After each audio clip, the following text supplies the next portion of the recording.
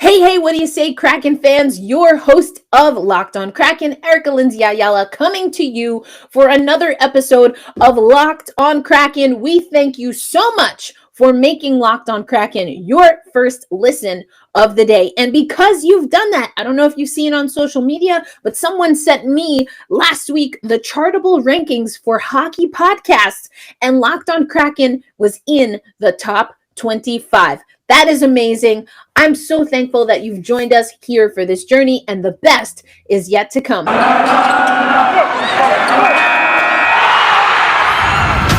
You are Locked On Kraken, your daily podcast on the Seattle Kraken, part of the Locked On Podcast Network, your team every day. We are the Seattle Kraken.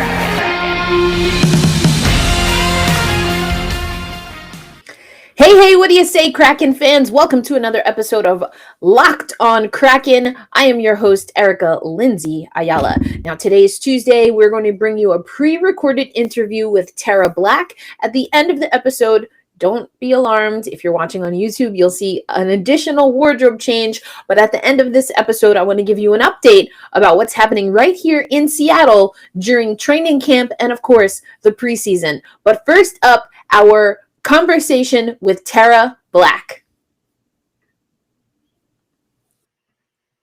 We have another fantastic interview here on Locked On Kraken. Again, I'm your host, Erica Lindsay Ayala, and today I am joined by Tera Black, the COO and alternate governor for the Charlotte Checkers. And for this inaugural season, Tera, of the Seattle Kraken, the Charlotte Checkers will have a very important role in the development of the Seattle Kraken overall and in the future. So we're definitely going to talk about that. But Tera, on every show, we always start with our one question for our guests, and that is, how did you fall in love with hockey?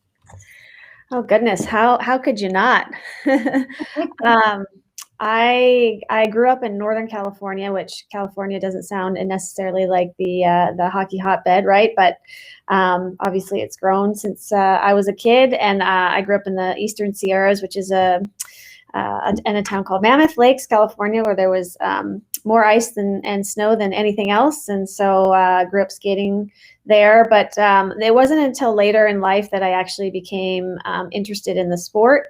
I started my collegiate career in athletic training, and the team doctor was the team doctor for the Sacramento River Rats, which is the roller hockey international several years ago in the 90s.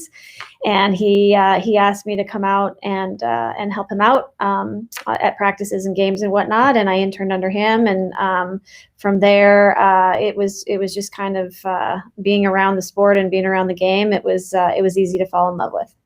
Yes, absolutely. I love also that you have a little bit of a connection to a different form of hockey, because we know that the hockey loving community is not just ice hockey, which is so exciting. Right.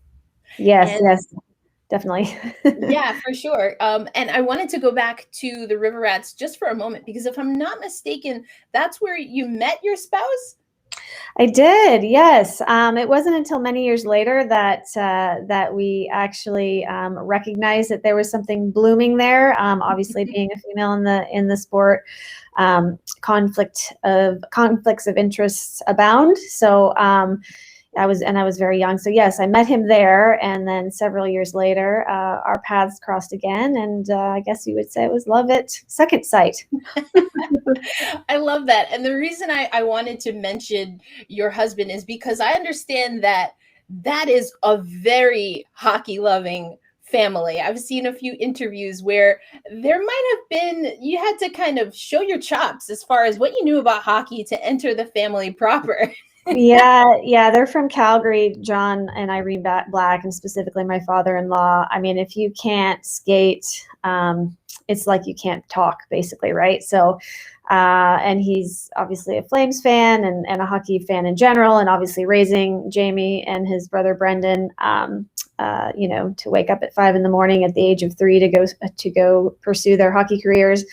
It's something that is very important in their life. And thankfully it is, because it's equally as important in ours. And I feel like I have a really nice history of the love of the game from the ground up. So I'm very appreciative for that history. I love that. Like, so you have to be able to skate. I hear there was a quiz involved, all of the things. Yes, definitely. And he continues to quiz us all, not necessarily me anymore. I think I've earned my stripes in the family by this point, but we've got 2 dual citizen children, but they've lived their entire life in the United States. So my father-in-law continues to quiz them on the provinces. So we're working on that constantly with our 14-year-old now. Oh, wow. I love that. I mean, hey, education is key. So Yes, ma'am. that's fantastic. Yeah.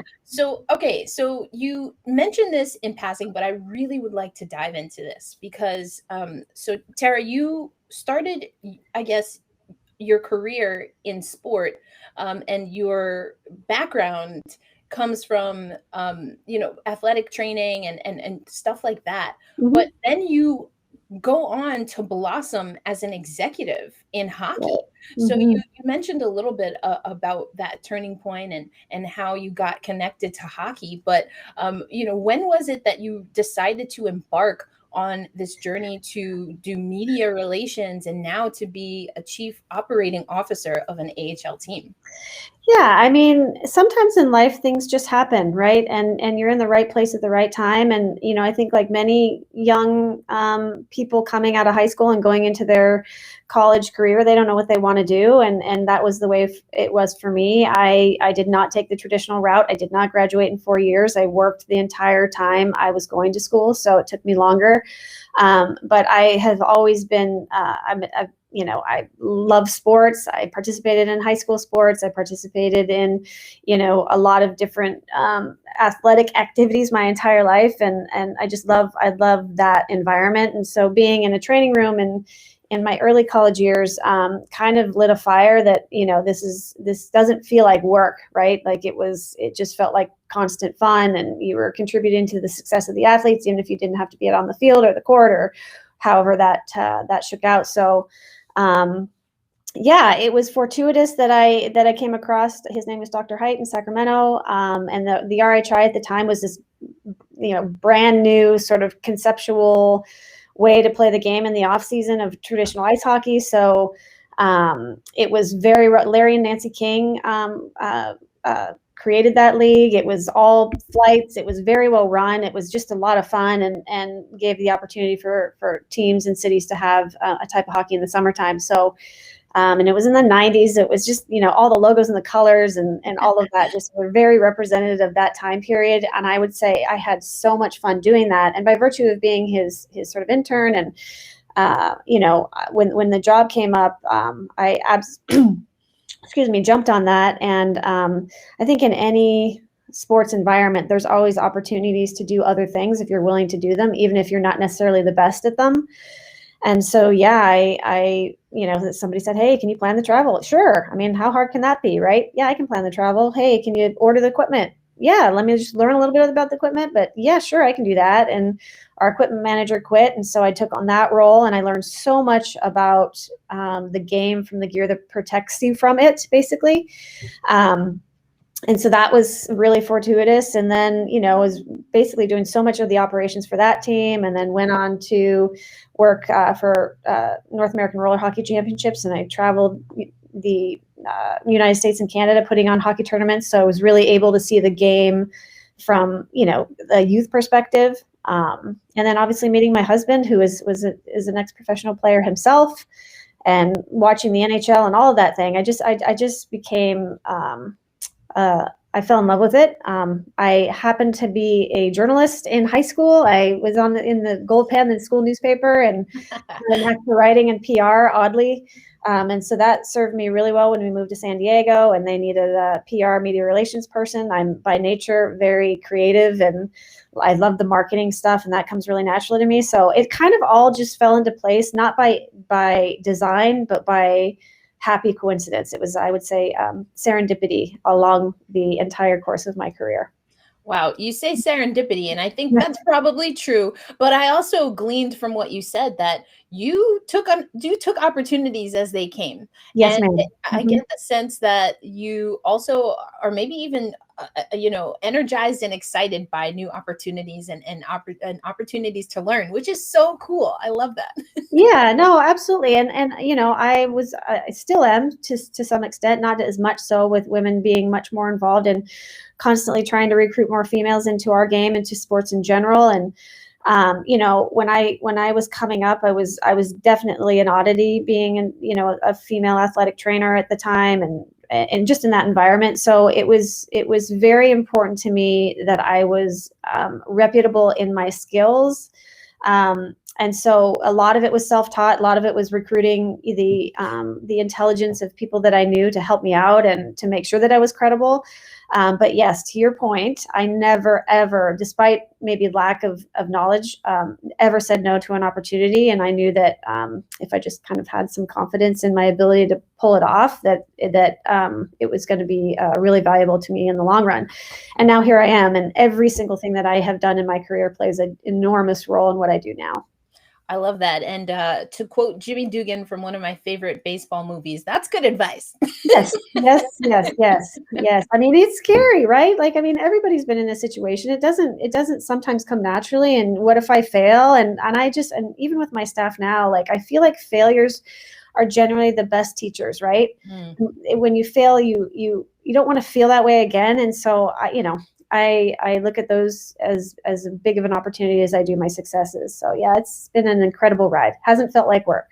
Oh, that's fantastic. Well, we're going to get it a little bit more into the ride with your time, of course, with the Checkers in Charlotte in the AHL, and also the role that you played in, brokering this deal with the Seattle Kraken as they Yeah. are waiting on Palm Springs. But Yes, in the yes. meantime, in between time, we'll be in Charlotte, North Carolina. I went to Elon, so I love a Oh, good North cool. Carolina connection. Yes, ma'am. I love that. Also, I picked that up. Also, that brought me right back home to North Carolina. But Oh, that's cool. We've had a few Elon grads through our offices here, and oh, are I love always representing a very positive experience there. So that's awesome.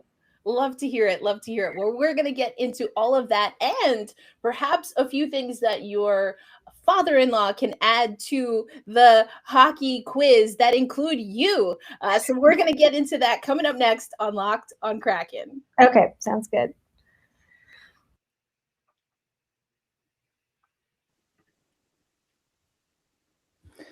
We are going to get back to our interview with Tera Black of the Charlotte Checkers, the COO of the Charlotte Checkers. But first, let me tell you a little bit about my favorite protein bar, which is Built Bar. They are the official protein bar of the U.S. track and field team, and of course, a sponsor of us right here on Locked on Kraken. I recently got my box, and I'm so thankful I got my new Built Bar box just before arriving to Seattle because it's been long days at training camp. I have my cookie dough chunk bars with me. I'm almost out, so I'm going to have to order a few more. And I'll tell you how you can do that using our promo code. But if you're not able to get the cookie dough crunch or chunk, which I highly recommend, let's go with some of the 9 original flavors, including cherry barcia, raspberry, my personal favorite of the 9 originals, double chocolate, German chocolate, cookies and cream, orange. It goes on and on. If all of those or more than one of those sound appetizing to you, then what I recommend is trying the mix box, where you get 2 of each of the original 9 flavors. And regardless of what flavor you choose, you know that your Built Bar is going to come covered in chocolate. It's going to be 17 to 18 grams of protein to get your day going. It's only 4 to 5 grams of sugar, only 4 to 5 grams of net carbs, and calories range anywhere from 130 to 180 per bar. Amazing flavors, all tasty, all healthy. That's Built Bar, baby. So here's what you need to know in order to get 15% off at built.com. You're going to go to built.com and use promo code LOCKED15 for 15% off at built.com. Again, that's promo code LOCKED15 at built.com for 15% off your next order. That will get you, again, 15% off when you use promo code LOCKED15 at built.com. As always, happy snacking.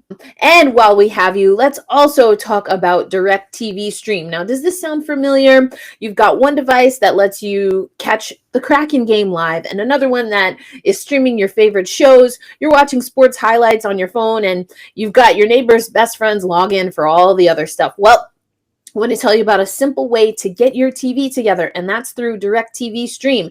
It is all about bringing your live TV, your on-demand favorites together like never before, so you can watch all your favorite sports, movies, shows, etc., all in one place. And that means no more juggling remotes, no more having to remember logins, and there's no annual contracts. So get rid of the clutter and the confusion and get your TV together with DirecTV Stream. You can learn more at directtv.com. That's directtv.com. And remember, a compatible device is required and contents vary by package. All right, Tara, since this is the Locked On Kraken podcast, you know we definitely want to know a little bit about how the Charlotte Checkers ended up in partnership with the Seattle Kraken, as the Kraken, of course, are waiting on their AHL affiliate in Palm Springs to get together. So, Tara, what can you tell us about how the Checkers ended up as the at least temporary affiliate for the Seattle Kraken in their inaugural season? Yeah, it's a really cool situation, actually. It's not unheard of in the American League to have shared affiliates, and it's happened across the landscape of the league on several occasions. And so, when it became apparent that COVID would challenge the construction of the Kraken's primary facility in Palm Desert, Ron Francis has a storied history here in Charlotte, and he was the architect of our 2019 Calder Cup championship team, and we have a tremendous relationship with him. And so I think it was a call that he made to Bill Zito, the general manager of the Florida Panthers and our primary affiliate, and because of the relationship that they have, they were able to put together a plan that works for both of them. And in doing so, we have a great opportunity to showcase the NHL's, most recent expansion team and their prospects here, with Ron Francis at the helm at the same time as we are introducing our new relationship with the Florida Panthers. So it was just basically a win-win-win for all three of us. Lots of new indeed, Tara. Yes, ma'am. And it's going to be an exciting season all around, and look forward to seeing how it shakes out. I think it's a neat opportunity to showcase how hockey, as an industry, can work together for the common good, despite the fact that they may be competitors in the NHL, that their American League players are here to develop, and we're going to provide a great opportunity and a great environment for them to do so.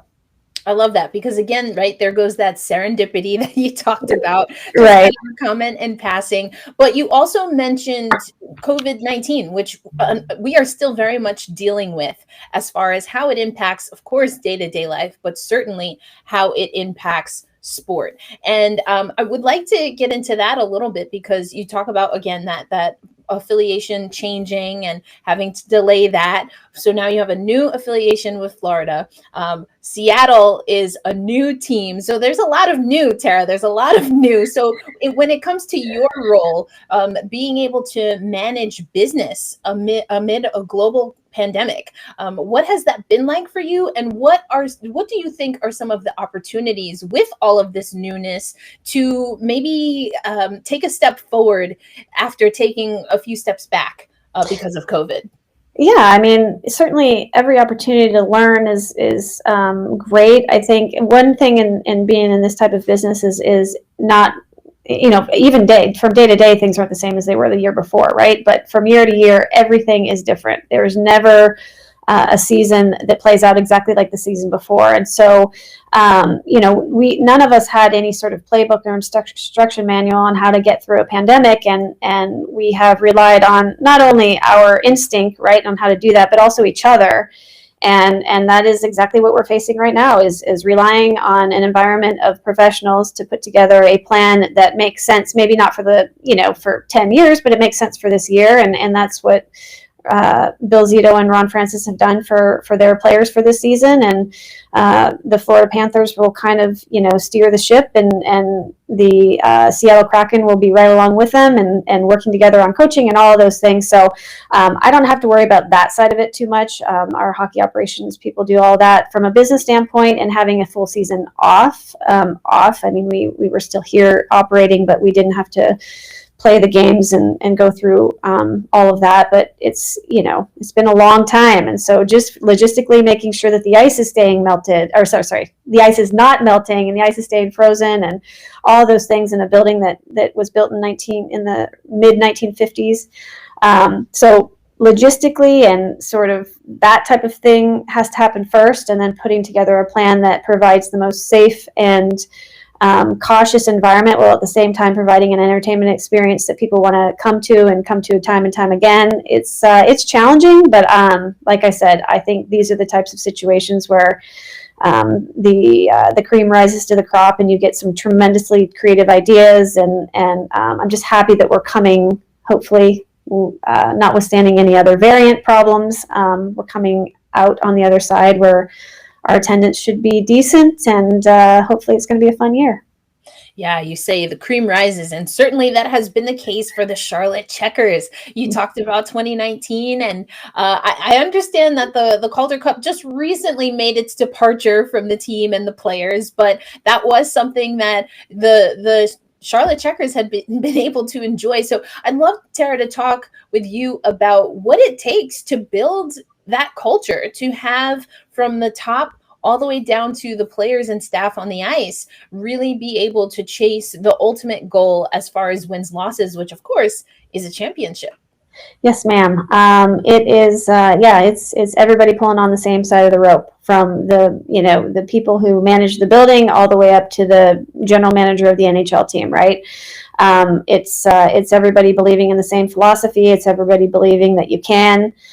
Certainly we didn't have the highest paid roster in the league by any stretch of the imagination, but we had a determination and an incredible chemistry that produced an environment that honestly was unbeatable. And so much credit goes to the foresight of like, again, mentioning Ron Francis and his ability to put players here and to really rely on the development opportunities in Charlotte, and it was something else. I will say it was just something else. And it's a lot of hockey. It's a lot of hockey in a market that is we're in the South, and so you just don't know how people are going to respond to watching games in June. But the city of Charlotte came out in force, and it was just something that I wouldn't trade for anything in the world. It was so awesome. Yeah, absolutely. And, let's talk about that. You mentioned kind of what people would consider non-traditional hockey markets earlier when walking through your time in the sport. But Charlotte, I guess people would consider a non-traditional market, although I don't know, the Hurricanes might be changing that as far as North Carolina is concerned. But when you think of the culture that permeates through the entire state of North Carolina, and certainly in Charlotte, what are the opportunities from a business perspective to incorporate some of that into what most people would consider traditional hockey culture? Right. So, like I think I mentioned earlier, there's been hockey in Charlotte in one way or another since the mid 50s. The Baltimore Clippers moved down here after a fire in their building, and then sort of never left. And so, in one way or another, across all of the decades that followed, there's been a team here. And the Checkers have a storied history in Charlotte, and it's we have a tremendous population of people that have moved into this area from the Northeast and from traditional hockey markets. So, how old the American Hockey League is, and how many markets that people grew up watching their AHL teams. So a lot of fans sometimes, which is fine with me, will come and watch the opposing team, and that was kind of interesting when we became a member of the American League. That somebody might be a fan of the Hershey Bears, and they grew up watching them up in Hershey their whole life. So they came to those two games when they were here, and then by virtue of being in Charlotte, became a fan of us too. So we're a pro sports team, a pro sports town, with the NFL, NBA, we've got NASCAR and college basketball and college football and everything that you can imagine from an entertainment standpoint, we've got it. And so I think the Checkers have really helped put hockey on the map in our state. We operate to entertain from the moment that you walk in the building until the moment you walk out, so that even the fans that come that didn't necessarily come for the hockey will come and have a tremendous experience and then fall in love with the game, like everybody does. So yeah, it's there's a great history here, and we had a ECHL championship in the 90s, and then obviously our Calder Cup championship really put us on the map. Yeah, absolutely. Well, Tera, you mentioned the Hershey Bears, and of course, they will be the team that you will open the season against this coming AHL season for 2021-22. So coming up next on Kraken, let's get into what fans can expect from the AHL and from the Charlotte Checkers this season. BetOnline is back and better than ever as all eyes are on the gridiron for football season. And BetOnline is your number one spot for all pro and college football action. Now, with a new updated website, you have even more odds, even more props, even more contests, and everything else you need for the football season at betonline.ag. If you head to the website now, betonline.ag, you can use your mobile device, your tablet, you can use a laptop, whatever you got. And if you sign up today, you can receive a 100% welcome bonus for new subscribers that will double your initial deposit just for signing up. Don't forget, though, to use promo code NFL100. But we're not just talking football. Of course, they have hockey, basketball, boxing, and your favorite Vegas casino games. Don't wait to take advantage of everything available for the 2021-22 season. BetOnline is your fastest and easiest way to bet on all of your favorite sports. BetOnline, your online sportsbook experts. We are in our final segment with Tera Black. Before we continue, Tera, I really do want to thank you so much. It's been a delight to get to know you a little bit better, but we're not done, because we have to talk about the upcoming season. We mentioned that the Hershey Bears, you'll start the season off with them. But what are some of the things that you're excited about? So we've talked about coming out of COVID. We've talked about the new affiliation with Florida as your NHL affiliate, or you being an AHL affiliate of them. We've talked about, of course, Seattle Kraken players coming in. But now we put all of that together, and there's going to be a product on the ice. Fans are going to be in the arena. Tera, what are you expecting? I think it's an interesting situation that we have, because we were one of three teams that did not play in the very much abbreviated, very modified American League season last year. So I think absence makes the heart go fonder, and I think our fans, just from the feedback that we're getting on the phone calls and our season ticket holders and all that, are very, very excited to be back. I think people are just ready to be out in general. I mean, I know that's very redundant. I think every market is kind of feeling that, but we're you after being in this business for so long, it becomes a part of your life. The winter is all about this game, and having not had that this last season, I think we're all feeling just a tremendous relief that we get to do it again. So that's on the horizon, and October 22nd is our home opener, and it seems like it's coming in hot.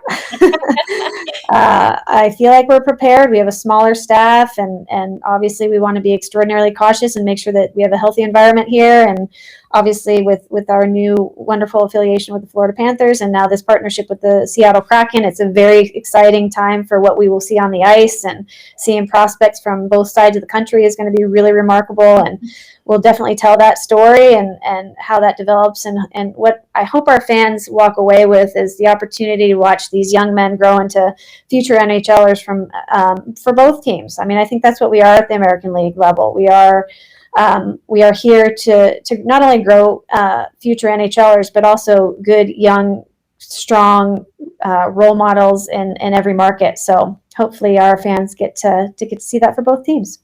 Love that. All right, Kraken fans, that was the first part of our interview with Tera Black. I was originally going to play that yesterday, but ended up playing it today, Wednesday. As always, we want to thank you for making Locked on Kraken your first listen of the day. And for tomorrow, we're going to continue with Tera Black. I also want to get into, and you'll see this on social media, but bold predictions are coming across the Locked On NHL network. If you listen to my Squadcast with Jess Belmosto, you might have an idea what my Locked On Kraken bold prediction is, but I'm really excited for the second part of Tera's conversation because unfortunately there is an incident in the Ukraine in the hockey community that is just blatant racism. I know Sportsnet had a story on that. And so I want to get into that a little bit more. But Tera and I actually, in the next segment, spent a really good amount of time talking about Willie O'Ree, because Tera Black spent time with the San Diego Gulls organization, where, of course, Willie O'Ree, the man to break the NHL color barrier, played hockey and makes his home in San Diego. So I know that there is some news that we want to get into, that I want to get into, that we should get into as a hockey-loving community, but I don't want to stay stuck on the negative, and that's what Willie O'Ree is all about, as you will hear Tera talk about. So that is what you can expect tomorrow on Locked on Kraken. We're going to do this update really quick because it wasn't that great. It was the Edmonton Oilers. They were victorious in yesterday's preseason game. 6-0 was the score. The Seattle Kraken, of course, had a lot of their young talent. If you saw my Facebook Live, which got interrupted because I got booted out of the Kraken Community Iceplex, there was an event. If you saw that Luke Henman and Riker Evans among some of the names in that roster, in that lineup. It's preseason. Yeah, it was nice to get the first win. Not so great to lose 6-0, but it's all about the process. Hold fast, stay true, and until tomorrow, Erica Lindsay Ayala, your host of Locked on Kraken, signing out.